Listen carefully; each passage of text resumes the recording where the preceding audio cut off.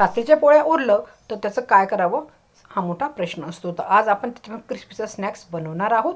तर इथे मी शिळ्या पोळ्या घेतल्या आहेत, त्या मी कापून घेणार आहे. इथे धन, जिरं, बडीशोप आणि जिरं घेतलेलं आहे, ते थोडंसं भाजून घेणार आहे आणि मिक्सरला ग्राइंड करून त्याचा मसाला रेडी करून घ्यायचा आहे. हिरवे मटर घेतले होते, थोडेसे तेलावर तुम्ही फ्राय करून घेतले आहेत. तुम्ही बॉईल पण वापरू शकतात. बटाटे घेतले होते, बॉईल करून स्मॅश केले आहेत. इथे कांदा, टमाटा, अद्रक, लसूण व्यवस्थित फ्राय करून घ्यायचं आहे. हिरवी मिरची, अद्रक, लसूणची पेस्ट पण ॲड केली होती आणि सुका मसाला जो आपण रेडी केला होता. घरातले सुके मसाले, चाट मसाला, त्यात टाकणार आहे बटाटा आणि मटरा, चवीनुसार मीठ आणि भाजी रेडी करून घ्यायची आहे.